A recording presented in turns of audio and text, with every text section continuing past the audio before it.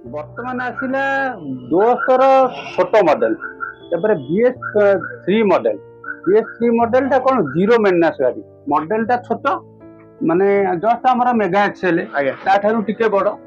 କିନ୍ତୁ ମେନ୍ କଥା ହଉଛି ଯାହାର ମେଣ୍ଟେନାନ୍ସ ନାହିଁ ଗାଡିର, ଯୋଉ ଗାଡିର ମେଣ୍ଟେନାନ୍ସ ଏତେ ନାହିଁ କଷ୍ଟମର ପ୍ରାୟ ସେ ଗାଡି କି ବହୁତ ଲାଇକ୍ କରୁଛି। ସେଥିଲାଗି ଏ ଗାଡିଟା ବି ବହୁତ ଭଲ କରିଛି, ମଡେଲ ବି ଭଲ ଅଛି, ଭଲ ଯାହା ଗାଡିଟାକୁ ଭଲ ସଜାସଜି ବି ହେଇଛି। ପ୍ରିଭିୟସ୍ ଓନର ଯିଏ ଥିଲେ ପୁରା ମେଣ୍ଟେନ କରି ଗାଡିଟା ରଖିଛନ୍ତି, ଇଞ୍ଜିନ ବି ଚକାଚକ ଅଛି।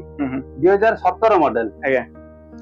ମିନି ଟ୍ରକ୍ ଟାଇପ ର ଦେଖାଉଛି। ହଁ ଦେଖାଯାଉଛି, କିନ୍ତୁ ଗାଡିଟା ବହୁତ ଭଲ ଅଛି। ରେଜିଷ୍ଟ୍ରେସନ ସହିତ ଗାଡିଟି ଆପଣ ଦେଖୁଛନ୍ତି। ଆପଣଙ୍କର ଟାୟାର ଆଗ ଟାୟାର ପାଇଯିବେ, ପଛ ଟାୟାର MRF ର ପାଇଯିବେ। ଆଗ ଟାୟାର ଆପଣଙ୍କର ଆପ୍ରୋକ୍ସ 50 ରୁ 60% ପାଇବେ, ପଛ ଟାୟାର ପୁରା ନୂଆ ଅଛି।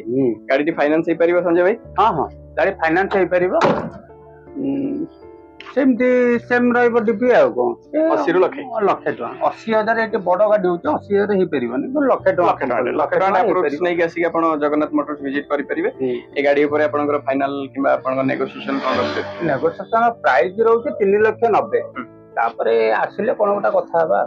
ଆଜ୍ଞା, ନେଗୋସିଏସନ ଟା କଷ୍ଟମର ନିଜେ ଆସିଲେ ତାଙ୍କ ସାମ୍ନାରେ କଥା ହବାଟା ଠିକ। ପ୍ରାଇସ୍ ଟା କହିଦେଲି ଆଉ 3,90,000 ରହିଲା ପ୍ରାଇସ୍, ଆସିଲା ପରେ କଥା ହବା କଣ ଗୋଟେ। ଯଦି ଆପଣ ଭିଜିଟ୍ କରିନାହାନ୍ତି ଭିଜିଟ୍ କରନ୍ତୁ ଆପଣଙ୍କର ଜଗନ୍ନାଥ ମୋଟର୍ସ। ଭାଇଙ୍କ ନମ୍ବର ଅଲରେଡି ଡିସପ୍ଲେ ଅଛି, ଅଫିସ ନମ୍ବର ବି ଆପଣଙ୍କର ଡେସ୍କ୍ରିପସନରେ ଅଛି। ୟା ଉପରେ ବଜେଟ୍ ଡିସ୍କସନ କରିକି ପଳେଇ ଆସନ୍ତୁ ଭୁବନେଶ୍ୱର।